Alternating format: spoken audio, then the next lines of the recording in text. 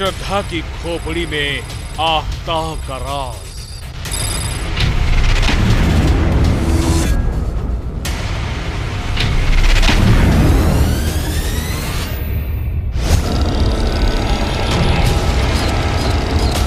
लापता खोपड़ी करेगी खूनी रात का खुलासा।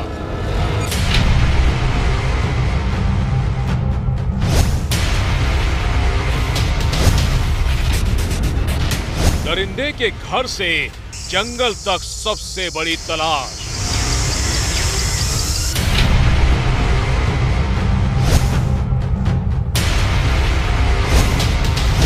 मुर्दा खोपड़ी के जिंदा सबूत। वो रात के सन्नाटे में इसी घर से निकलता था, काले रंग की एक पॉलीथीन के साथ। इन्हीं सीढ़ियों से नीचे उतरता था चुपचाप, और फिर इस गेट से निकलकर वो इस सड़क पर आ जाता था और यहां से सीधे जंगल की तरफ बढ़ जाता था। अभी मैं जिस जगह पर हूं, यहां से उस जंगल का रास्ता बमुश्किल 1 किलोमीटर दूर है। रास्ते में कई जगह पर सीसीटीवी कैमरे भी लगे हुए हैं, लेकिन इसके बाद भी उस शैतान की चाल को कोई समझ नहीं पाया। वो खामोशी से इन्हीं रास्तों से होता हुआ जंगल पहुंचता था, फिर काले रंग की पॉलीथिन में संभाल कर रखे अपनी गर्लफ्रेंड के जिस्म के टुकड़ों को फेंक कर आ जाता था। चेहरे पर ना कोई शिकन ना कोई डर। 18 दिन तक उसका यही रूटीन था, गुनाह के सबूतों को मिटाने का यही रास्ता था। और अब इन्हीं रास्तों पर दिल्ली पुलिस कर रही है सबसे बड़ी तलाश। पुलिस को तलाश है बेमौत मारी गई लड़की श्रद्धा की खोपड़ी की, वो खोपड़ी जिसमें कैद है खूनी आफताब के जिंदा सबूत।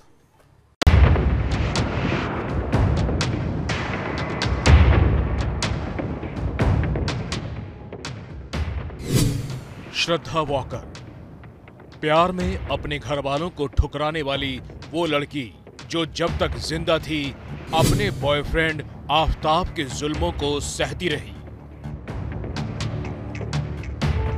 और अब श्रद्धा के मर्डर के बाद उसकी खोपड़ी करेगी हर जुल्म का खुलासा।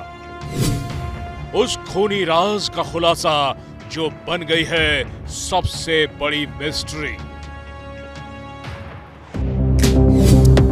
दिल्ली में मेहरौली के इसी घर में श्रद्धा को बेरहमी से मारा गया।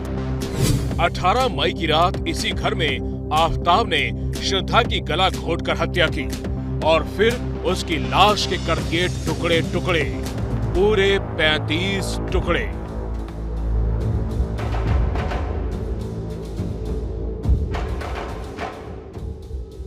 श्रद्धा के मर्डर के खुलासे के बाद पुलिस के सामने सबसे बड़ी चुनौती है आरोपी आफताब के खिलाफ हत्या के सबूत जुटाना। मंगलवार को पुलिस इसी सिलसिले में आफताब को लेकर छतरपुर के जंगलों की खाक छानती रही। पुलिस को तलाश थी श्रद्धा की खोपड़ी की, लेकिन तमाम कोशिशों के बाद भी वो खोपड़ी नहीं मिली। मंगलवार को इन्हीं रास्तों से होकर दिल्ली पुलिस छतरपुर के इस जंगल में पहुंची थी। इसी जंगल में पुलिस वाले दिन भर आफताब को लेकर इधर से उधर भटकते रहे। आफताब की निशानदेही पर पुलिस वालों ने बॉडी के 13 टुकड़े रिकवर किए। देखने में वो टुकड़े इंसानी जिस्म के लगते हैं, लेकिन वो श्रद्धा के हैं या नहीं, इसका खुलासा डीएनए जांच के बाद ही होगा। मर्डर की इस कहानी में पुलिस के लिए श्रद्धा का कटा सिर यानी उसकी खोपड़ी सबसे बड़ा सबूत बन सकती है, लेकिन लंबी तलाश के बाद भी वो खोपड़ी अब तक नहीं मिली है। सवाल है कि श्रद्धा की वो खोपड़ी आखिर कहां है? प्यार में श्रद्धा को मौत की सजा देने वाले आफताब पूनावाला के खूनी राज का सच क्या है? दिल्ली पुलिस इसके खुलासे के लिए आफताब से लगातार पूछताछ कर रही है। अब तक की पूछताछ में आफताब ने कबूला कि उसने श्रद्धा का गला घोंटने के बाद उसकी लाश के 35 टुकड़े कर दिए थे, लेकिन वो श्रद्धा के सिर को शत विशत नहीं कर पाया था और अब श्रद्धा का वो कटा सिर ही आफताब के लिए सबसे बड़ी मुसीबत बन गया है।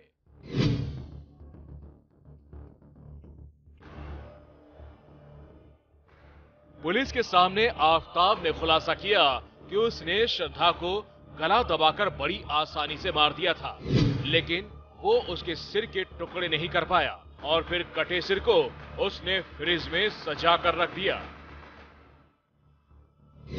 लाश के दूसरे हिस्से को तो वो रोज रात में 2 बजे उठकर फेंकता रहा, लेकिन सिर को उसने सबसे आखिर में ठिकाने लगाया।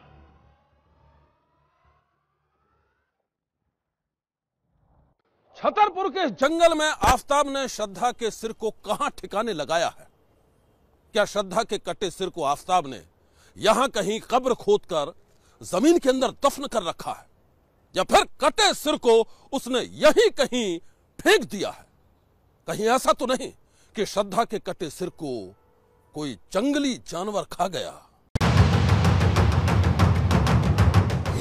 आफताब के खूनी खेल का सबसे बड़ा सबूत, श्रद्धा की खोपड़ी कहां चली गई? छतरपुर के इस जंगल में श्रद्धा की खोपड़ी को आफताब ने कहां ठिकाने लगाया है? इस राज के खुलासे के लिए पुलिस अब भी आफताब से पूछताछ कर रही है।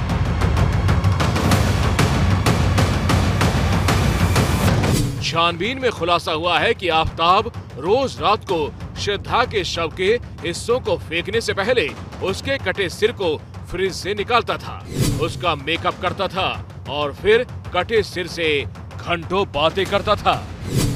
बातों के दौरान गुस्सा आने पर वो उसे थप्पड़ से भी पीटता था। पुलिस के मुताबिक एक बार अगर श्रद्धा की खोपड़ी मिल जाए तो मृतक की पहचान साबित हो जाएगी। इसीलिए पुलिस हर हाल में श्रद्धा की खोपड़ी को बरामद करना चाहती है। सबूतों की कड़ियों को सिलसिलेवार तरीके से जोड़ने के लिए पुलिस फिलहाल श्रद्धा के पिता विकास वॉकर के डीएनए से मिलान कर बरामद शव के टुकड़ों की शिनाख्त करने की कोशिश कर रही है। हड्डियों को डीएनए सैंपलिंग के लिए भेज दिया गया है। कुछ दिनों में इसकी रिपोर्ट आ सकती है। अब तक की जांच में खुलासा हुआ है कि श्रद्धा के शव को ठिकाने लगाने के दौरान आफताब दुर्गंध से बचने के लिए कई केमिकल्स का भी इस्तेमाल करता रहा। पुलिस सूत्रों के मुताबिक वो ऑर्थोबोरिक एसिड, फॉर्मेल्डिहाइड और सल्फ्यूरिक एसिड खरीद कर लाया था। पूछताछ के दौरान आफताब अपने बयान भी लगातार बदल रहा है। जांच टीम के मुश्किल सवालों से बचने के लिए अब वो कुछ याद ना रहने की बात कह रहा है। जांच के दौरान पुलिस को आफताब के किचन से खून के निशान मिले हैं। ये निशान उस वक्त मिले जब पुलिस क्राइम सीन को रिक्रिएट करने के लिए आफताब के फ्लैट पर पहुंची थी।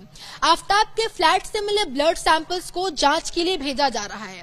अगर ये सैंपल्स किसी इंसान के होते हैं तो श्रद्धा के पिता के डीएनए से इसकी मैचिंग की जा सकती है। साथ ही आपको बता दें कि खूनी राज के खुलासे के लिए दिल्ली पुलिस ने कोर्ट से आफताब के नार्को टेस्ट की अर्जी भी लगाई थी, लेकिन कोर्ट ने इस पर अब तक कोई भी संज्ञान नहीं लिया है। श्रद्धा मर्डर केस में आफताब ने खुलासा किया कि श्रद्धा उस पर शादी का दबाव बना रही थी और इसी वजह से उसने उसकी हत्या कर दी। लेकिन पुलिस को आफताब की ये कहानी अधूरी लगती है। मामले की तह तक जाने के लिए दिल्ली पुलिस ने डेटिंग ऐप बम्बल से रिपोर्ट तलब की। पुलिस ने बम्बल ऐप से पूछा कि आफताब ने अब तक कितनी लड़कियों से संपर्क साधा है। पुलिस को शक है कि उन्हीं लड़कियों में से कोई एक लड़की श्रद्धा की हत्या की वजह हो सकती है। 27 साल की श्रद्धा मर्डर केस में कई दावे और रिपोर्ट सामने आ रही हैं। इनके मुताबिक 28 साल के आफताब ने महरौली के जंगलों के पास फ्लैट इसलिए लिया था ताकि हत्या के बाद श्रद्धा के शव के टुकड़ों को आसानी से ठिकाने लगाया जा सके।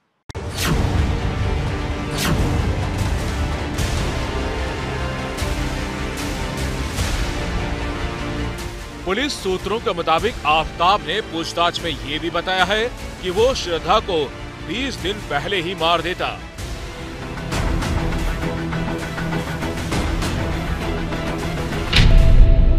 लेकिन झगड़े के बाद श्रद्धा इमोशनल हो गई थी और इसलिए उसने मारने का प्लान कैंसिल कर दिया। छानबीन में यह खुलासा भी हुआ कि श्रद्धा ने आफताब को फोन पर किसी लड़की से बात करते सुना, जिसके बाद दोनों की लड़ाई हुई थी। पुलिस के मुताबिक आफताब ने पूछताछ में ये खुलासा भी किया है कि श्रद्धा और उसके बीच 3 साल से झगड़ा चल रहा था। दोनों कई बार ब्रेकअप करने का प्लान कर चुके थे, एक बार ब्रेकअप कर भी लिया था। 18 मई को दोनों के बीच घर का सामान लेने को झगड़ा हुआ था। वो एक दूसरे से कहते थे कि घर का खर्च कौन देगा, सामान कौन लाएगा, और इन बातों से आफताब बेहद खफा था। दिल्ली पुलिस के टॉप सोर्सेज से मिली जानकारी के मुताबिक दिल्ली पुलिस छतरपुर एरिया की सीसीटीवी मैपिंग कर रही है। हत्या 6 महीने पहले हुई थी, इसलिए 6 महीने का रिकॉर्ड खंगालने की कोशिश की जा रही है। कुछ जगह आफताब घर की तरफ आते जाते दिख रहा है, हालांकि ज्यादातर जगह 15 दिन की ही सीसीटीवी रिकॉर्डिंग होती है। ऐसे में 6 महीने पुराना रिकॉर्ड निकालना बेहद मुश्किल नजर आ रहा है।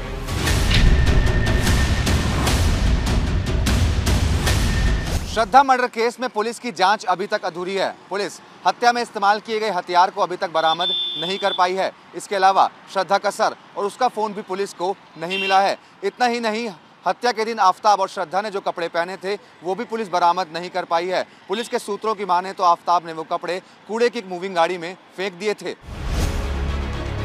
जानकारों की माने तो श्रद्धा मर्डर केस में टेक्निकल, साइंटिफिक और डिजिटली काफी जांच बाकी है। इसी से कोर्ट में केस स्ट्रांग हो सकेगा।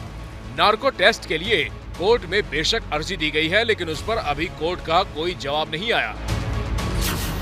ये एक लंबा प्रोसेस होता है। आरोपी की सहमति भी जरूरी होती है। आफताब को 17 नवंबर को एक बार फिर साकेत कोर्ट में पेश किया जाएगा और कस्टडी बढ़ाने के लिए एप्लीकेशन दी जाएगी, क्योंकि अभी हथियार और बॉडी के पार्ट समेत कई चीजें बरामद करनी है।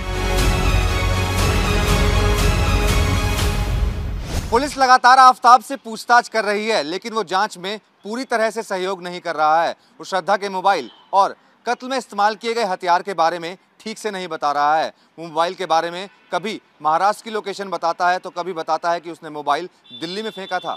मतलब यह कि आफताब जितना बेरहम है, उससे भी ज्यादा कहीं वो शातिर है। अपने गुनाहों पर पर्दा डालने के लिए वो पुलिस को सुना रहा है हर रोज नई नई कहानियां। ऐसे में मामले की तह तक जाने के लिए अब जरूरी है शातिर दिमाग आफताब की खोपड़ी का पोस्टमार्टम।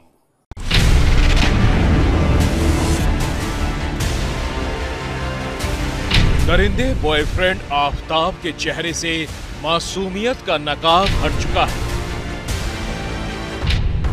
आफताब की भयानक असलियत ने हर किसी के दिल में इस शैतान के लिए नफरत ही नफरत भर दी है।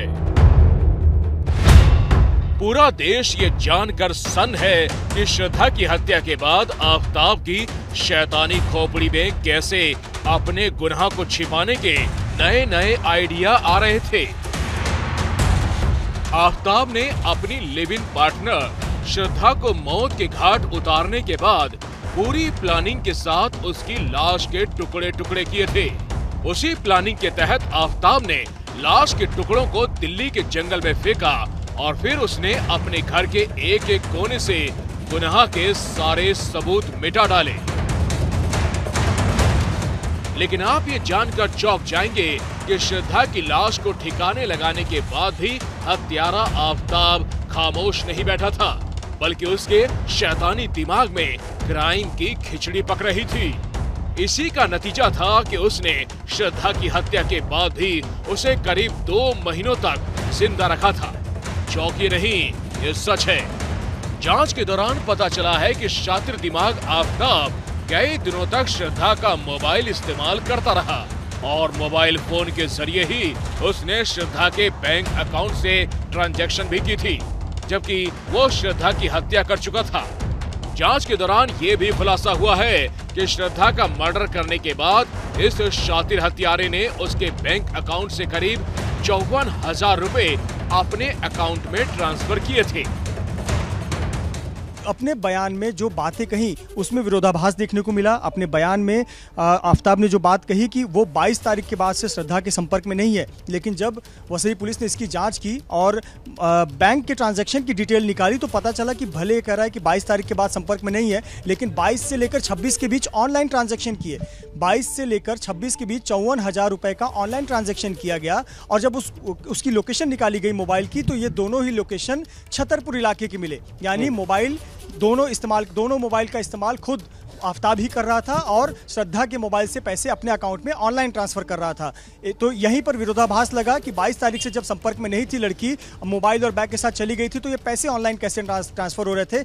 यहीं से संकेत मिला पुलिस को कि इसमें कुछ अनहोनी हुई है, कुछ गड़बड़ हुआ है। इसके बाद दिल्ली पुलिस से संपर्क किया गया, फैक्ट्स वेरीफाई किए गए और इस प्रकार से एक खुलासा जो है पूरे दुनिया के सामने आया और चौंकाने वाली जानकारी सामने आई। यकीनन किसी शैतानी खोपड़ी में ही ये आइडिया आ सकता है कि मर्डर के बाद किसी इंसान को दुनिया की नजरों में जिंदा कैसे रखा जा सकता है। कोई शातिर दिमाग शख्स ही यह प्लानिंग कर सकता है कि मोबाइल फोन के जरिए किसी मरे हुए इंसान को जिंदा साबित करने के लिए कैसे झूठी कहानियां गढ़ी जाती हैं।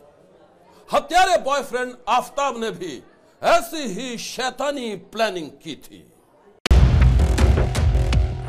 आफताब की शैतानी खोपड़ी का प्लान ये था कि वो श्रद्धा के मर्डर की हकीकत को हमेशा के लिए वक्त के पन्नों में दफन कर देना चाहता था। इसके लिए उसने श्रद्धा के बैंक अकाउंट ही नहीं बल्कि सोशल मीडिया अकाउंट्स को भी एक्टिव किए रखा ताकि लोग ये समझते रहें कि श्रद्धा जिंदा है, सही सलामत है। हत्यारे आफताब की ये खतरनाक प्लानिंग कामयाब भी हो गई थी क्योंकि सोशल मीडिया अकाउंट पर एक्टिविटी देखकर मुंबई में श्रद्धा के दोस्त यही समझ रहे थे कि वो दिल्ली में सही सलामत है। श्रद्धा के दोस्त लक्ष्मण ने खुलासा किया कि उसने जुलाई महीने में भी श्रद्धा के साथ सोशल मीडिया के जरिए चैट की थी। ये बात है लगभग अगस्त से मुझे ऐसा चिंता होने लग गई कि ये अभी लास्ट 2 महीने पहले उसने कांटेक्ट किया था। उसके बाद अगस्त का महीना हो गया, अभी तक उसके साइड से कोई रिप्लाई आया नहीं, मेरे किसी भी टेक्स्ट का रिप्लाई आया नहीं, फोन स्विच ऑफ आ रहा था। So that is when it became a point of concern for me. So मुझे दूसरों को, मेरे फ्रेंड सर्कल में कॉमन फ्रेंड्स है, उनको मैंने पूछना चालू किया एंड देन लेटर ऑन मैंने फिर किसी से भी कोई मुझे अपडेट नहीं मिला तो फाइनली मैंने उनके ब्रदर को बता दिया कि ऐसा है। लास्ट मेरा उनसे जुलाई में बात हुआ था, उसके बाद से आज तक मेरा उनके साथ कोई कांटेक्ट नहीं हो पा रहा है। So it's better that we reach out to cops and seek for their help.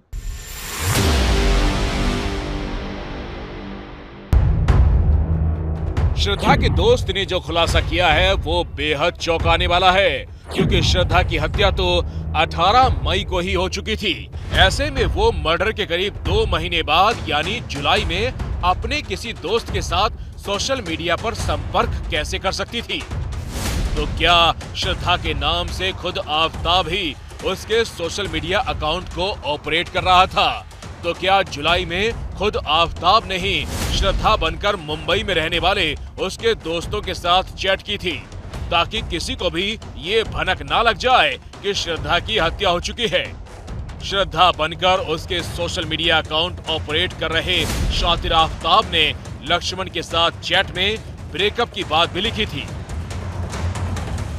Aftab शुरू से ही इन्वेस्टिगेशन को जो इन्वेस्टिगेशन ऑफिसर है उनको गुमराह कर रहा है, जांच को भटकाने की कोशिश कर रहा है क्योंकि उसने शुरुआत में ही पुलिस को यह बात कही थी कि जो श्रद्धा है वो कहीं चली गई। लेकिन जब पुलिस ने अपनी जांच को आगे बढ़ाया तब पता चला कि जो श्रद्धा का जो मोबाइल फोन है वो आफताब के पास ही था और वो उसी के जरिए जो उसके जो सोशल मीडिया के अकाउंट है इंस्टाग्राम जानबूझकर यूज कर रहा था। कहीं ना कहीं वो उसके परिवार को, दोस्तों को और ये पुलिस को भी ये मैसेज देने की कोशिश कर रहा था कि जो श्रद्धा है वो पहले ही कहीं चली गई थी लेकिन उसका और वो अपना सोशल मीडिया का अकाउंट कहीं और से इस्तेमाल कर रही थी। लेकिन जब पुलिस ने कॉल डिटेल निकाली श्रद्धा की, उस दौरान वो मेहरौली की आई। यही से पुलिस को शक गया था कि अगर श्रद्धा आफताब को छोड़कर कहीं चली गई थी तो वो मेहरौली की उसकी लोकेशन क्यों आ रही है। यही से जो पुलिस है उनको आफताब के ऊपर शक हुआ था और तब उन्होंने उससे कड़ाई से पूछताछ की।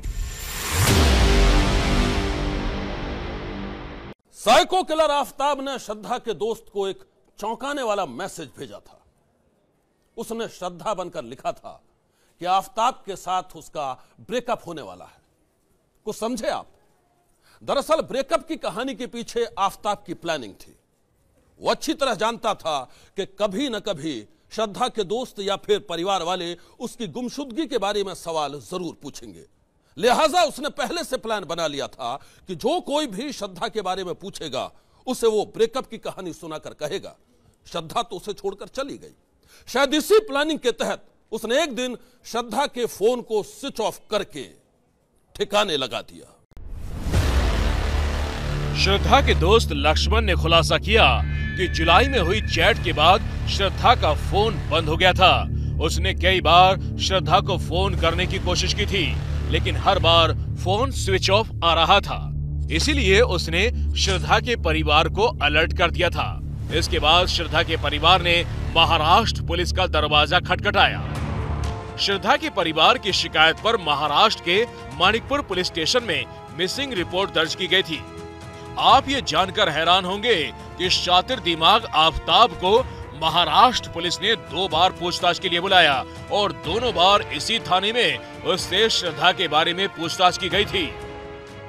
आफताब को 26 अक्टूबर को पुलिस ने बुलाया था। उसी पुलिस थाने में मैं मौजूद हूँ। ये मानिकपुर पुलिस स्टेशन है, पालघर जिले का, वसई में आता है। इसी जगह पर आफताब को बुलाया गया था 26 तारीख को। यहाँ पर उसका बयान दर्ज किया था। ये जो सामने आप रूम देख रहे हैं, कमरा, इसी कमरे में आफताब का बयान पहले दिन दर्ज किया गया और बाद में 3 नवंबर को बुलाकर भी दूसरी बार बयान दर्ज किया गया और डिटेल में उसका बयान, लिखित बयान लिया गया। और उसके पहले यानी 26 तारीख का जो बयान दर्ज किया गया था, उसी के बाद से ही आफताब का परिवार यहाँ से जाने की योजना बना चुका था। यानी आफताब ने कोई न कोई संकेत परिवार के सदस्यों को दिया होगा, एक ऐसी आशंका जताई जा रही है। हैरत की बात यह है कि आफताब 2 बार थाने गया। उसने पुलिस के सवालों का सामना किया और हर सवाल का बड़े ही इत्मीनान से जवाब दिया। एक बार भी पुलिस वालों को यह शक नहीं हुआ कि उसके सामने एक साइको किलर बैठा हुआ था।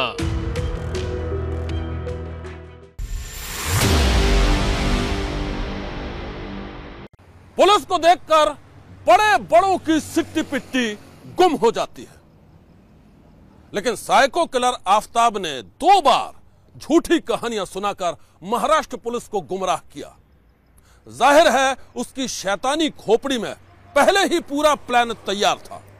इसलिए वो श्रद्धा की हत्या के बाद दिल्ली में बेफिक्र होकर ऐसे जिंदगी गुजार रहा था मानो कुछ हुआ ही ना हो। मैं आपको बता दूं कि आफताब जिस वक्त महाराष्ट्र में था, तब भी उसने श्रद्धा के साथ अपने रिश्तों को लेकर एक झूठी कहानी तैयार की थी। एबीपी न्यूज की पड़ताल में सामने आया है आफताब की कहानी का चौंकाने वाला सच।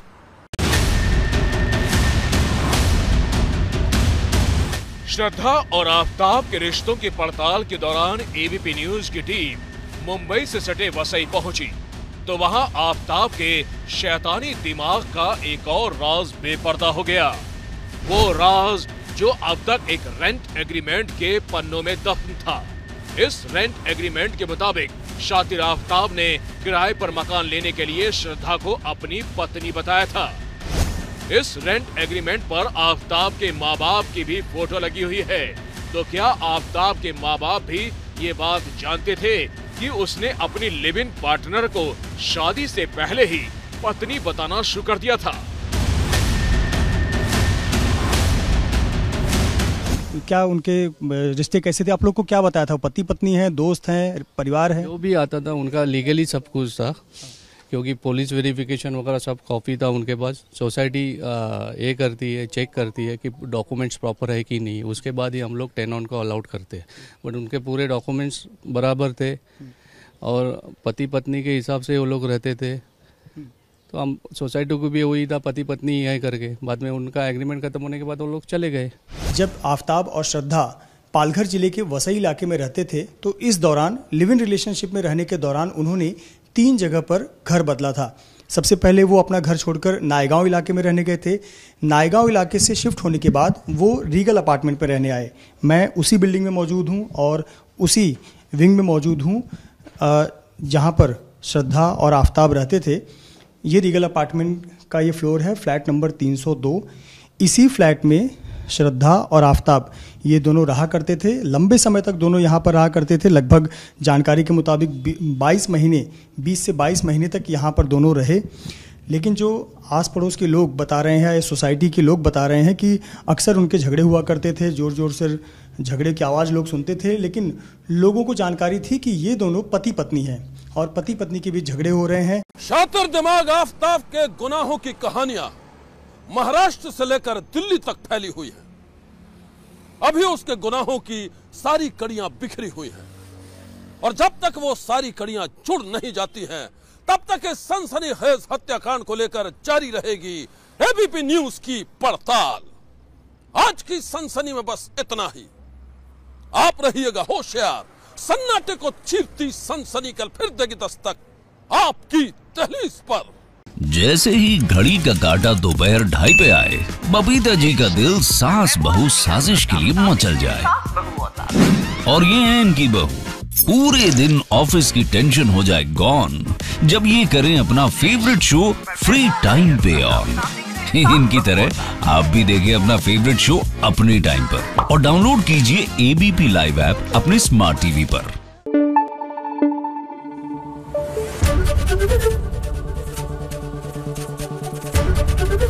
एबीपी न्यूज आपको रखे आगे।